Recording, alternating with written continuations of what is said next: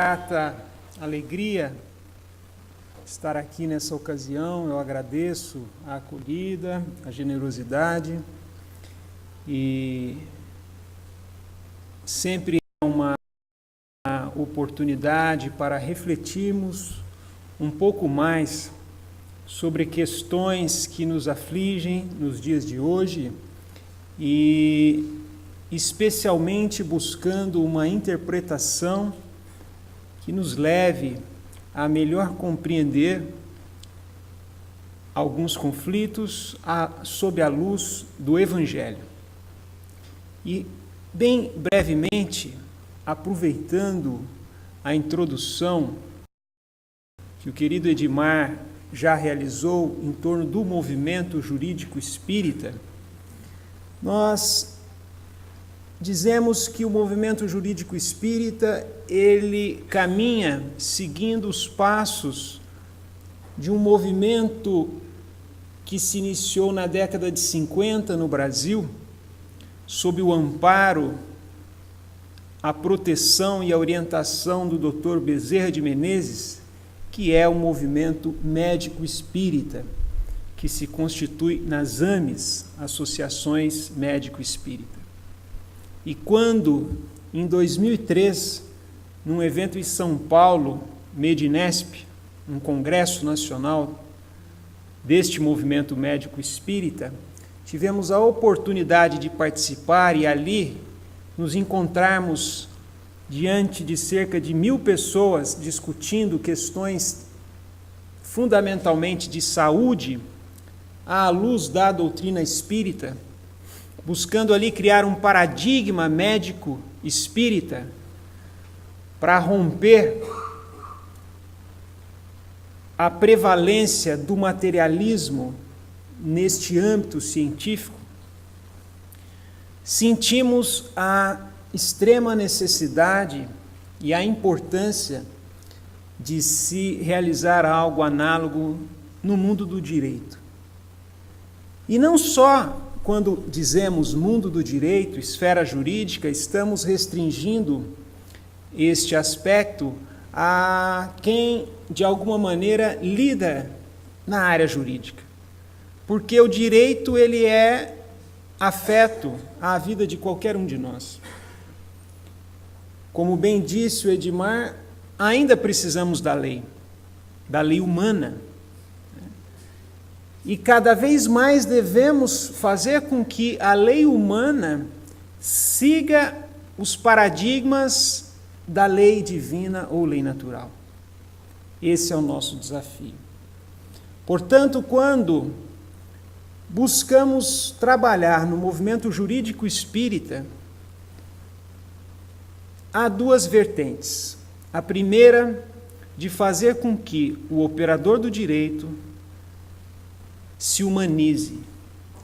É levar o Evangelho para a atividade que ele desempenha no dia a dia, cuja tarefa principal é auxiliar ao próximo, é diminuir a dor, é diminuir a tensão, e ainda quando houver a necessidade de um remédio amargo, uma medida com um caráter repressivo, que isso seja feito com o mais profundo amor e com um viés educativo.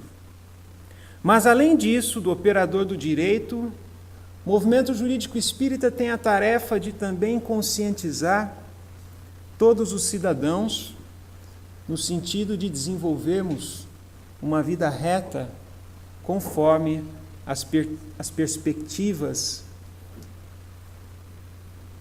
jurídicas, buscando cumprirmos a lei natural, as leis morais e também as leis humanas.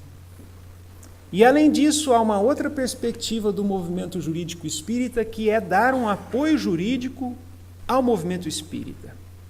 Diversas casas espíritas ainda carecem de orientações básicas sobre aspectos legais.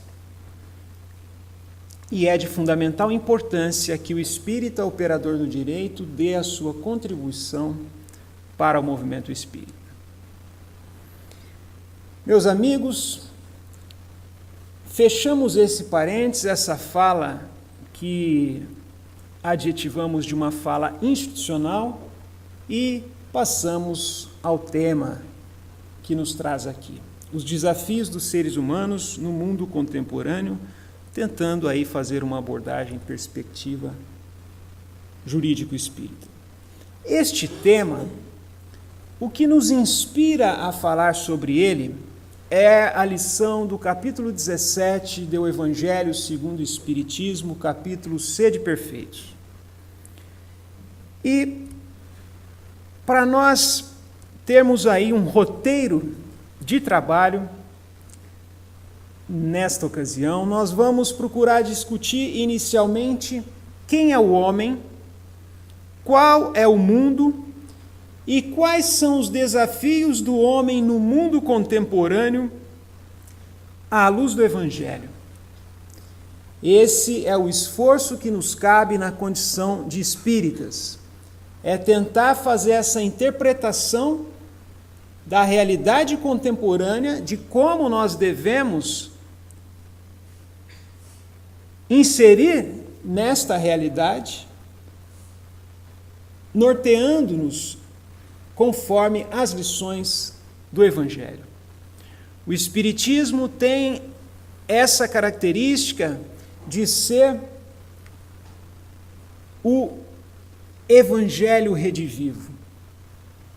No momento em que a sociedade passa por uma crise por conta de uma prevalência do materialismo, uma prevalência de uma busca, às vezes, desenfreada pelo capital, pelo consumismo, nós temos o dever ético cristão de buscarmos atitudes no dia a dia norteadas pelo Evangelho. Portanto, esse é o principal ponto da discussão na noite de hoje. Iniciando pela indagação, quem é o homem? O nosso ponto de partida é bem compreender que o homem, ora reencarnado, é um espírito milenar. É um espírito que tem uma história que não se inicia agora, mas que encontra o seu início em épocas bem remotas. Um espírito imperfeito, mas que tem a perfectibilidade, que tem uma potência divina, que tem, num estado ainda que de latência, todos os germens divinos, portanto, suficientes para desabrocharem-se e desenvolverem-se no tempo. Evidentemente que à custa de um esforço pessoal, de um esforço espiritual, de muito trabalho, de muita dedicação. Mas nunca devemos perder de vista essas condições naturais nossas, de que estamos imperfeitos, melhor dizendo, mas somos perfectíveis. Tendemos à perfeição relativa. Vós sois deuses, já nos dizia Jesus. E isso faz com que tenhamos a nossa esperança em nós mesmos, na sociedade, no outro, no próximo, de uma forma perene. Manter a esperança viva é um dever de todo cristão. Acreditar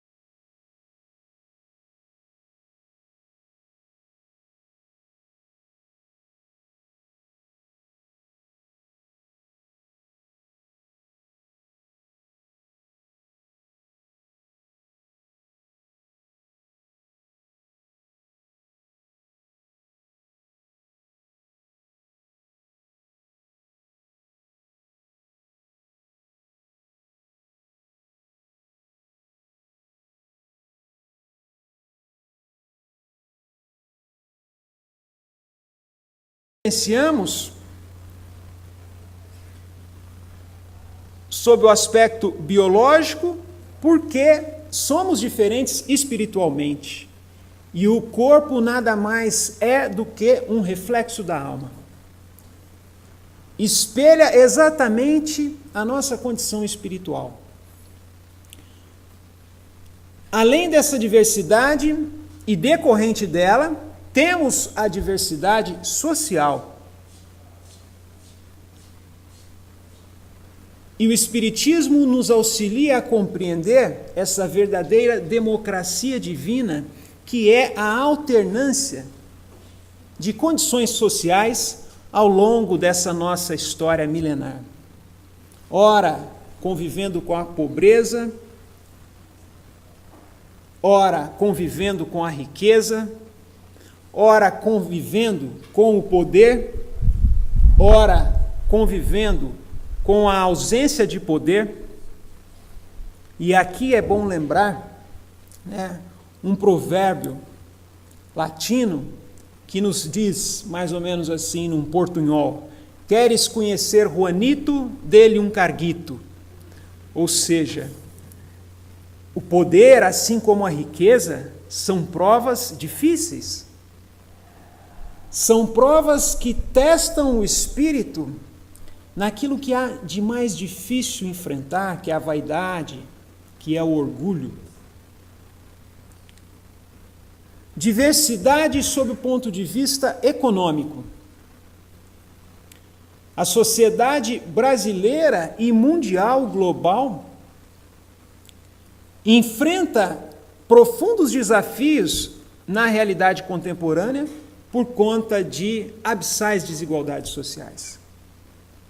Enquanto temos uma minoria detendo aí grande parte do capital, temos uma vasta maioria em condições de fome, de miséria. Diversidade intelectual. Intelectual também, às vezes, por conta de uma necessidade do espírito. Nem sempre aquele que apresenta-se na atual reencarnação com a ausência de conteúdo traduz realmente, de fato, a condição espiritual. Mas a diversidade, ela é um meio pelo qual nós também temos condições de aprender e de evoluir. Um mecanismo divino para trabalhar o nosso orgulho, o nosso egoísmo e levar-nos, de alguma maneira, a uma ação cooperativa, a uma ação solidária. Diversidade emocional. Por exemplo, na nossa casa, filhos dos mesmos pais, criados do mesmo modo, com os mesmos costumes, com a mesma cultura, levando, ora no catecismo, na evangelização, diferentes emocionalmente. Cada qual reage de um jeito, conforme a bagagem espiritual, a individualidade presente em cada um. Portanto, uma diversidade histórica. E, como já disse, decorrente de milênios, milênios e milênios. Uma diversidade moral, uma diversidade, pois, em síntese, espiritual.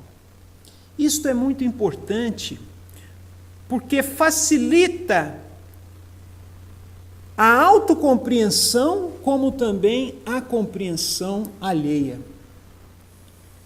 Leva-nos, de alguma maneira, a desenvolvermos a aceitação. A aceitação das diferenças. E compreender que é dentro dessa diversidade e que tem o amparo divino que nós devemos crescer, que nós devemos evoluir e colaborar de alguma maneira para fazer com que todos os que estão inseridos neste contexto avancem espiritualmente, quer sob o aspecto moral, quer sob o aspecto intelectual. E qual é o mundo? O mundo pode ser visto sob diversas perspectivas. Seria o mundo enquanto universo, formado por diversas galáxias, planetas, o mundo enquanto planeta Terra, ou, e aí vai a nossa opção, delimitando a nossa análise, o mundo enquanto Brasil, sociedade brasileira. E por que fizemos essa opção? Por conta de uma característica que é a nossa presença, neste momento, neste contexto territorial e espiritual. Estamos inseridos no Brasil, nessa atual conjuntura espiritual. Este, pois, é o nosso projeto reencarnatório. E o fato de delimitarmos essa análise à sociedade brasileira não significa que temos a pretensão de sermos melhor do que os nossos irmãos que ora estão situados em outros países. Se dividem por uma questão humana, uma convenção, uma delimitação posta no tempo e no espaço. Mas se aqui estamos inseridos neste contexto, momentaneamente, vamos tentar caminhar a nossa análise em relação a esse atual projeto reencarnatório. E quais as consequências disso? Nós precisamos conhecer a história brasileira, seja sob a perspectiva humana, seja sob a perspectiva espiritual. Precisamos tentar compreender como é que iniciou, como é que desenvolve e o que devemos fazer para que essa história prossiga. A história do nosso país. É preciso, pois, conhecer a realidade brasileira, para que possamos, de alguma maneira, contribuir para que essa sociedade se transforme sob o ponto de vista espiritual. E que ela possa, de alguma maneira, contribuir para o arranjo cósmico universal. E aqui, para isso, nada melhor do que utilizarmos algumas contribuições que nos dá essa valiosa obra que é Brasil, Coração do Mundo, Pátria do Evangelho. Uma obra psicografada pelo nosso querido Chico Xavier, por Humberto de Campos. Humberto de Campos, que foi um escritor na sua última encarnação, aqui no Brasil, e uma obra que é prefaciada por Emmanuel, e que tem ali uma riqueza extraordinária para compreendermos a história brasileira, sob o aspecto espiritual.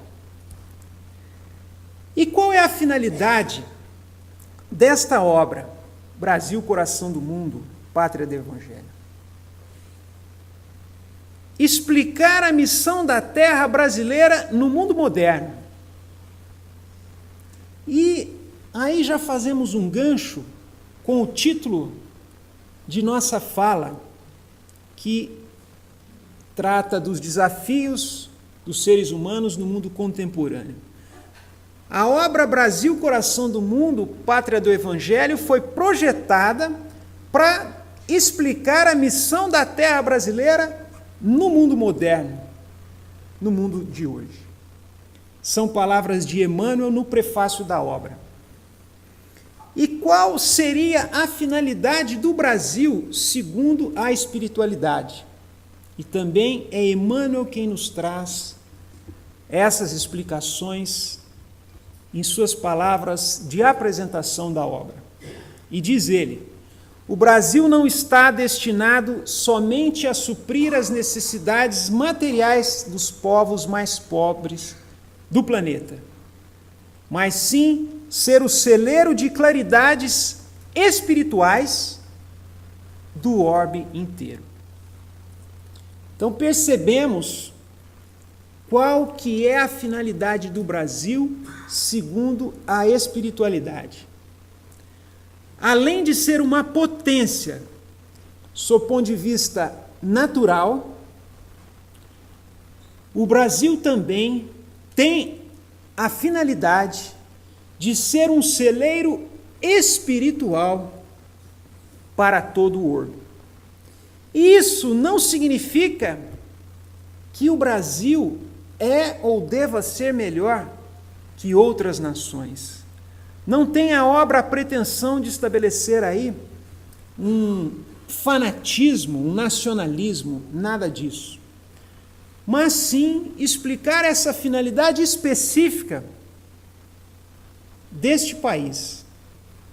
Assim como cada qual outro país tem o seu respectivo valor e a sua respectiva finalidade. Afinal, todos somos filhos do mesmo Pai. Mas compreender essa finalidade espiritual é de extrema importância para o nosso projeto reencarnatório, porque, de alguma maneira, aqui estamos inseridos neste momento. E qual é o meio estratégico? Quais são as ações necessárias para atingirmos aquela finalidade pontuada por Emmanuel, de ser um celeiro espiritual para o orbe inteiro? E diz-nos Emmanuel também, no prefácio da obra, que é inundar todos os campos das atividades humanas com uma nova luz. E aí, Emmanuel faz uma vinculação desta finalidade espiritual com o papel de cada um de nós, aqui na Terra, enquanto espíritos reencarnados em solo brasileiro. E diz ele numa dimensão bem universal, inundar todos os campos das atividades humanas com uma nova luz. É bem diferente se Emmanuel dissesse inundar todos os campos do movimento espírita com uma nova luz, restringindo o campo de análise, restringindo a projeção daquela finalidade de ser celeiro espiritual para o mundo. Não, o alcance e o sentido são universais. Inundar todos os campos das atividades humanas com uma nova luz. E aqui atinge, pois, todos nós, independentemente de profissão, independentemente de credo, independentemente de opção filosófica, independentemente de qualquer aspecto que caracteriza a sociedade conforme aquela diversidade humana e espiritual da qual falávamos há pouco. Portanto, compreender essa dimensão é de extrema importância para o progresso social e individual de todos nós. A obra Brasil, Coração do Mundo, Pátria do Evangelho, ela faz essa análise histórica sob a perspectiva espiritual antes do descobrimento do Brasil, de 1300 até o advento da República em 1889. Descreve todos os movimentos e o trabalho da espiritualidade para levar aquelas pessoas a descobrir a América e chegar até aqui, e descreve todos os trabalhos que culminaram até o momento de se culminar com o fim da escravidão, com o fim da monarquia, com a instauração da República. E aí diz-nos Humberto de Campos, daqui para frente agora, vocês é que farão a história, e não nos cabe fazer um papel de adivinho e de querer prever o futuro. A história está, pois, por ser feita por vocês. E aí percebemos o papel, a importância do trabalho de todos nós para a construção desta história e para a concretização, para a realização daquela finalidade da pátria brasileira à luz da espiritualidade. E quais são os desafios do mundo contemporâneo, conforme a realidade presente? Alguns temas nós optamos por trabalhar aqui porque julgamos caros na ordem do dia. Julgamos de extrema importância refletirmos sobre esses temas e esse é o nosso intuito, a nossa preocupação, de contribuir com algumas reflexões, tentar despertar as nossas consciências para alguns aspectos. Não temos aí a pretensão de estarmos com a verdade, mas sim de tocarmos em alguns pontos e refletirmos sobre eles. E que possamos levar essas reflexões para conosco, em nossos lares, no trabalho, com as pessoas que lidamos no dia a dia, motorista de táxi, num ônibus, numa repartição pública, numa repartição privada. Primeiro ponto, ética pública e ética privada. Um outro aspecto, desenvolvimento sustentável. Ainda, a questão do consumo responsável. E, por fim, algo que está na ordem do dia do mundo, mais especialmente da nossa sociedade brasileira, a questão da mobilidade urbana, o denominado direito à cidade, um assunto recente no mundo do direito, mas que surge com uma extrema importância e urgência para as nossas reflexões. Ética pública. Quando falamos em ética pública, às vezes temos a pretensão de limitar este campo de análise a quem ocupa algum cargo público. E daí restringimos demais. Porque basta nós pensarmos no município. Nós temos na figura do executivo o prefeito e servidores que estão direto ou indiretamente ligados à esfera municipal. Temos no judiciário, em diversos municípios, só um juiz, só um promotor. Ou seja, não é preciso ocuparmos um cargo público para termos um senso de ética pública e aplicarmos a ética pública. A ética pública, pois, ela está bem além da esfera pública do campo das instituições. Quando nós estamos ali num condomínio, num bairro, quando nós estamos inseridos no nosso ambiente de trabalho, uma repartição pública ou privada, menor ou maior, há um campo que extrapola a esfera de uma privacidade individual e que passa a assumir uma dimensão pública e social. E daí a importância de nós rompermos com o nosso egoísmo, com o nosso orgulho e entendermos que fazemos parte daquele todo, daquela engrenagem. E que para o melhor desempenho dessa engrenagem depende essencialmente do que nós iremos desempenhar.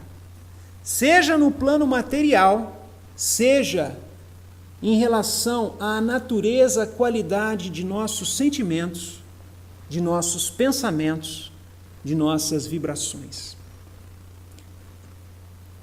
O conhecimento espírita, ele deve ser útil, não só quando estamos estudando o Evangelho nas salas das casas espíritas, mas quando nós aprendemos ali que pensamento gera realidade, que sentimentos criam formas, criam telas mentais. Nós precisamos usar esse conhecimento em todo e qualquer lugar. Daí a importância do culto do Evangelho no lar. Sabemos, por meio da literatura espírita e também por conta de trabalhos da visão do plano espiritual, do alcance do culto do Evangelho no ar, da importância de se realizar essa reunião semanalmente, em dia e horário definido. Portanto, o mundo contemporâneo exige que nós tenhamos essa preocupação com o público, mas não com o público limitado a cargos públicos, mas com o público enquanto uma sociedade global. Não basta mais acreditarmos que, se cuidamos do nosso reduto, isto já é suficiente. Precisamos fazer algo mais. E aqui lembramos de Jesus quando dizia: não basta percorrer a primeira milha, é preciso caminhar a segunda milha. A primeira milha, nos diz Emmanuel, é aquele dever ordinário. A segunda milha é quando exige de nós sacrifício, implica dor, implica uma vontade desmedida para darmos todos os passos. Daí a necessidade de termos uma postura proativa, uma postura cooperativa, temos a iniciativa de nos engajarmos em todos aqueles movimentos que são voltados para a consecução do bem na sociedade brasileira. Se resolvemos utilizar o Facebook, que o façamos com essa perspectiva, de procurar de alguma maneira semear a paz. Se vamos postar ali reflexões críticas, que elas sejam construtivas e que não percamos o nosso tempo com banalidades, com maledicências. E, aliás, não dá para fugir desta realidade virtual, porque nossos filhos, já em tenra idade, 4, 5, 6 anos, estão ali com tablets, navegando nas redes sociais. Se não dá para proibir, que possamos, então, educá-los a conviver com essa realidade. E ser ali também, no mundo virtual, pessoas de bem. Esse é um desafio do mundo contemporâneo que merece a nossa atenção, que merece toda a nossa reflexão em torno desta realidade. Ética privada. O respeito à diversidade humana, em todos os seus aspectos. Diversidade de gênero. Hoje, os papéis sexuais vão se invertendo. Muitas mulheres é que gerem os lares, é que trabalham, enquanto a figura masculina às vezes dedica-se a atividades que até então eram únicas e exclusivas da mulher. E é bom que assim seja. Todos temos que desempenhar qualquer papel. Este é um desafio do mundo contemporâneo e sem qualquer preconceito. Diversidade de orientação sexual. E aqui poderíamos dedicar, e temos uma fala sobre isso, só sobre a questão da homossexualidade. A orientação sexual é um direito, conforme a nossa legislação humana e também segundo uma perspectiva espiritual. A importância que ganha o afeto nos dias de hoje, independentemente da orientação sexual. O respeito que devemos ter à opção de cada qual. O que não diminui em nada a grandeza do espírito que realiza essa opção. Diversidade de raça, diversidade de etnia. E aqui lembramos de um problema da ordem do dia, que é o conflito que se eterniza e que implica mortes, violência na faixa de Gaza entre palestinos e israelenses. Não devemos ser indiferentes a isso. quando estamos ali assistindo à TV ou lendo uma notícia, que possamos ao menos vibrar positivamente para nossos irmãos que lá se encontram e educarmos as nossas crianças para buscar uma vida pacífica, eliminando dissensos, eliminando todas as tendências que levam, de alguma maneira, a comportamentos violentos. Diversidade religiosa, liberdade religiosa, a livre opção de cada qual acreditar no que bem deseja. O Espiritismo nos ensina que todas as suas lições, assim como todas as lições do Evangelho, elas são destinadas para o mundo e não apenas aos espíritas. Este é o verdadeiro caráter do cristianismo, e é assim que nós devemos compreender os valores e os ensinos espíritas.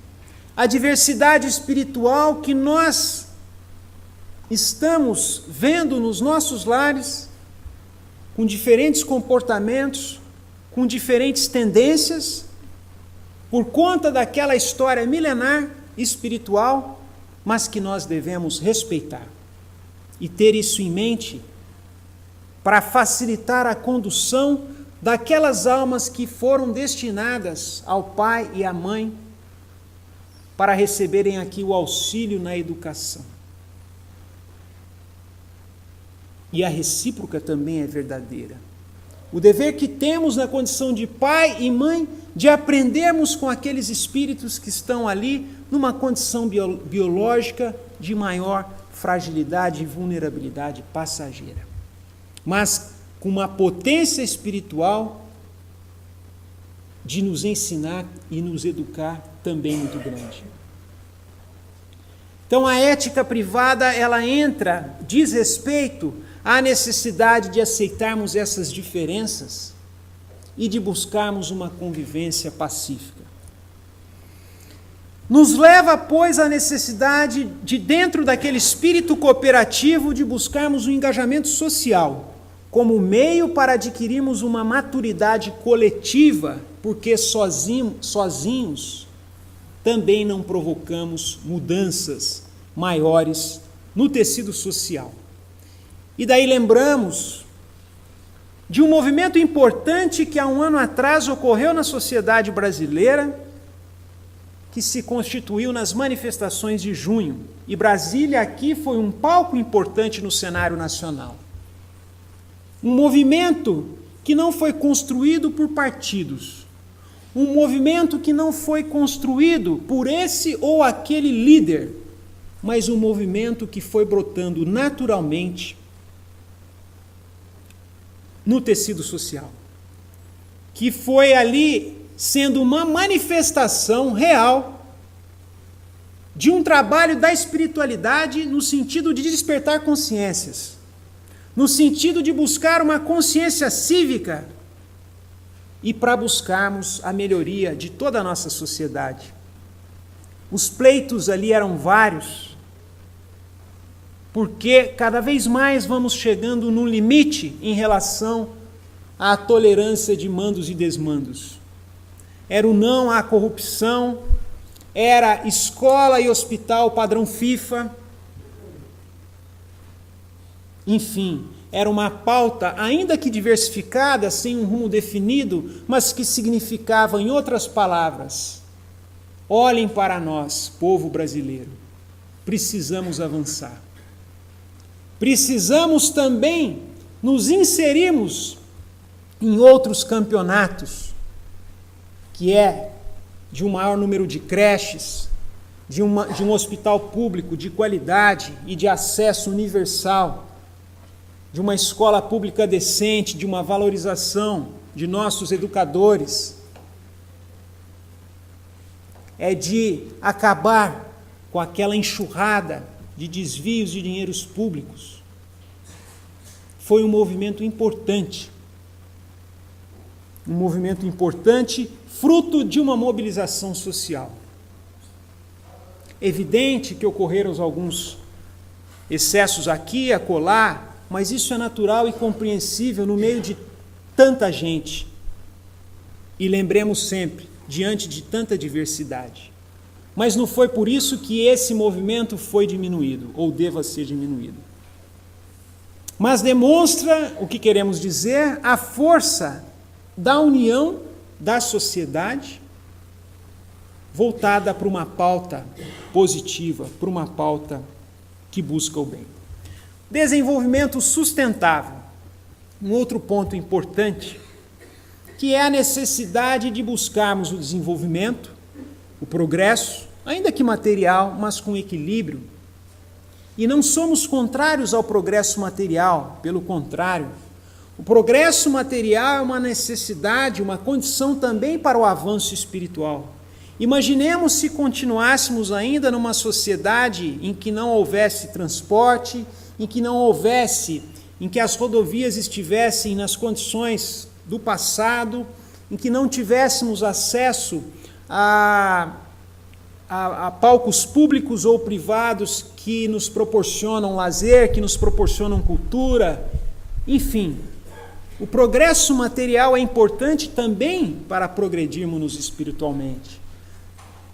Agora, temos que ter a consciência, até para dar cumprimento àquela finalidade espiritual da sociedade brasileira, que é de ser um celeiro espiritual para todo o orbe, de que nós devemos conservar aqui, sob o ponto de vista material, para que a nossa geração e as futuras possam abrigar o planeta Terra e dar cumprimento àquela finalidade. Portanto, é preciso termos atenção em relação à necessidade de desenvolvermos, mas também preocupados com a conservação do nosso planeta. Que as nossas atividades sejam economicamente viáveis, mas também socialmente justas e ecologicamente responsáveis. E aqui, alguns aspectos, uma pincelada de alguns aspectos que nós precisamos ter consciência. Não dá mais para nós esbanjarmos a água como se ela fosse um recurso infinito, uma fonte milagrosa e eterna. São Paulo passa por uma crise violenta no sistema cantareira, que está à beira de ter um racionamento em breve. E isso é um sinal para que nós tenhamos mais educação na condução, com o uso do meio ambiente. Tentarmos melhorar a nossa educação, por exemplo, em relação ao destino de produtos, fazer a separação dos resíduos, economizarmos a energia sempre que possível, inclusive na casa espírita, em nossos lares, no nosso ambiente de trabalho, economizarmos o papel que é derivado do vegetal. À medida em que nós economizamos papel, salvamos florestas. Então são pequenas coisas que não devem fazer parte de um mero jogo de marketing, mas sim fazer com que nós pautemos a nossa vida, apliquemos o nosso conhecimento no desenvolvimento de um equilíbrio sustentável.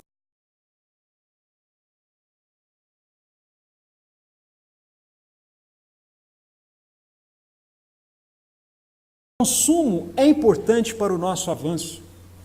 Por exemplo, à medida em que vamos tendo acesso ao mundo tecnológico, as distâncias vão se diminuindo.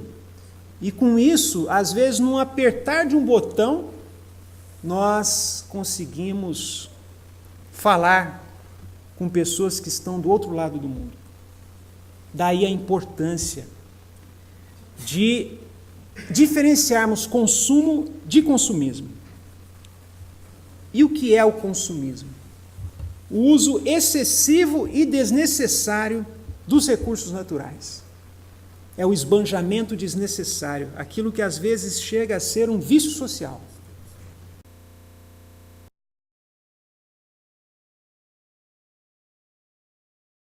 entendermos nos equilibrar também nesta seara. Entendermos que a aquisição é importante, mas que ela seja feita para o nosso progresso e para o progresso alheio. O consumismo, ele vulnera a natureza, porque é fruto, extrai-se da natureza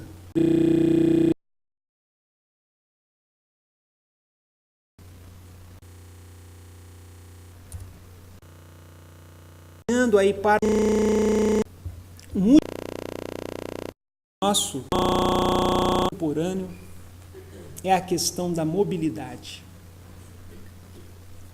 Não é possível tantos carros nas ruas e cada vez mais isso logo logo vai gerar um colapso.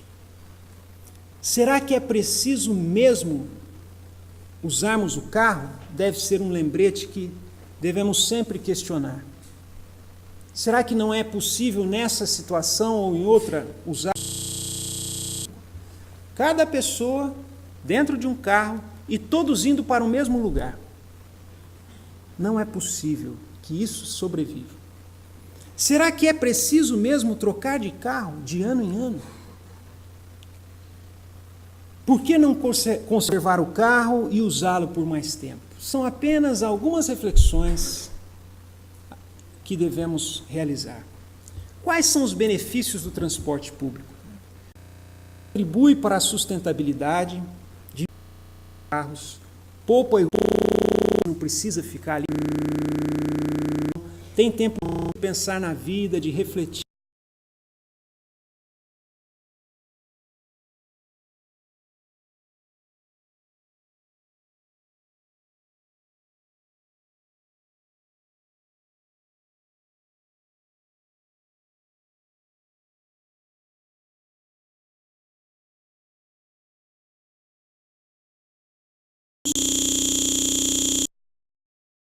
Quantidade de bicicletas. Uma vez, um exemplo, consciência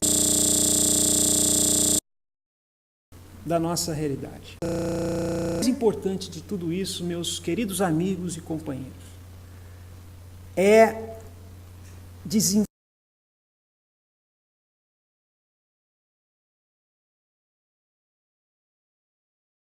aquele projeto da nação brasileira projetado pela espiritualidade, de celeiro espiritual para todo mundo. Temos ali 24 horas a preocupar.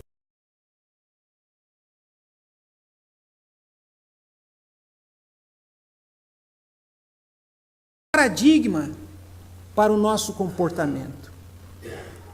E sempre nos questionarmos, será que pensar assim, sentir dessa maneira ou agir de outro modo está conforme as leis de Cristo?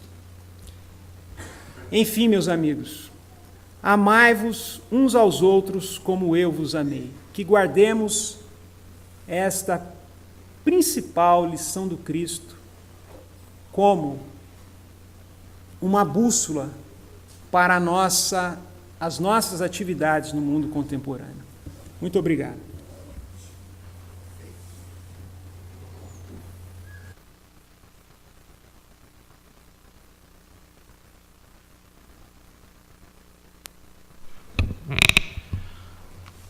Nós queremos agradecer ao Dr. Tiago Sintra Sado pela sua fala, que em pouquíssimo tempo sintetizou todo o histórico da recomendação. Para muitos parece que basta amar os outros como a si mesmo. Mas esse é só o início da caminhada. O final da caminhada é exatamente amarmos-nos como Ele nos amou. João 13, 34. Isso não é absolutamente possível se não passarmos a adotar, cada um de nós, a postura recomendada pelo nosso querido amigo Tiago Sintra que, como um cirurgião, microcirurgião social, além de indicar a extirpação dos quistos, indicou-nos com muita precisão o protagonismo que precisamos todos assumir,